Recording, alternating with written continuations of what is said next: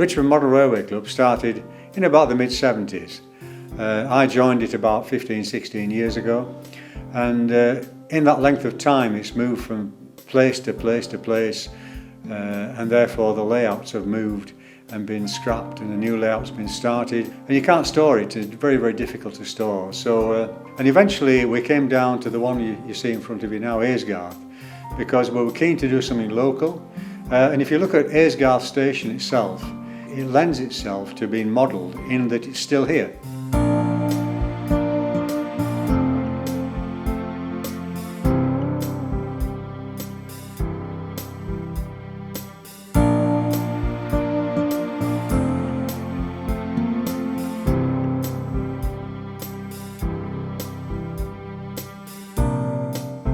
We were set on aiming it for about the back end of the LNER era, before the war, so probably about 1930s, late 1930s I would think. So the stuff on the layout accords with that, like the traction engines, the horses and traps, the people on the layout.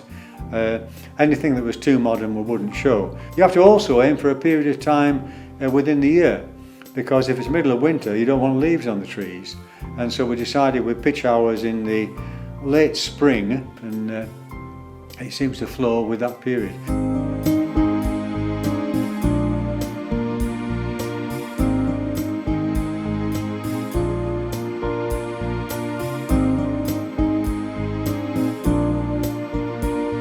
The features on here I like particularly are the underbridge area, because when I was a volunteer for the National Park, and I spent a fair bit of time working with a disabled group on the underbridge area, and that interested me. So I always like to think of that underbridge and the bit around there was a bit I spent some of my time anyway. That's my favourite little bit, yeah. One of our chaps who's now died unfortunately, Basil Langford, he was the man who made most of the buildings on the layout, but he had access to old maps and things from the records office, and he planned it. And you've got to bear in mind that when you see the size of the layout, which is what, 25-26 feet long, it's well cut down in size to what it should be. If it was the correct size for this scale, then it would be about 2.5 times as long as you see it now. So the whole thing about model railways is portraying the image of what you're trying to portray and making it so that somebody can see it and look at it and say, well, that's Aysgarth.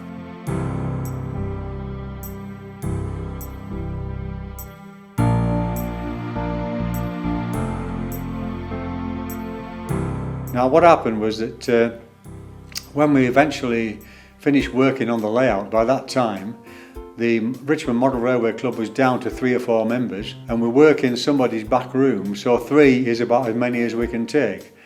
And what we found was that when we got this layout finished, it went on exhibition in the northeast to various venues, but for 3 people it was just sheer hard work. And so we decided that what should we do with it? Do you scrap it? Do you put it in the shed and forget about it? And we thought, no, it's too good. And this was always stored in the corner of the room and gradually getting bits knocked off it and getting worse and worse for wear. And our decision had more or less come to, one way or another, get rid of it. And in fact, we had decided to see if Wensleydale wanted it.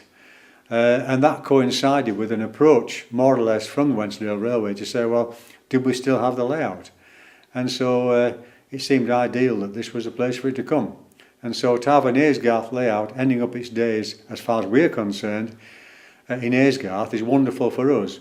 And of course, hopefully it'll have a new lease of life now with the people here, and they can work on it and improve it, and because there are bits that can be improved. And hopefully in the fullness of time people can come along and see it and enjoy it, because it's a marvellous layout. And pride does play a large part. I'm proud of what we've done.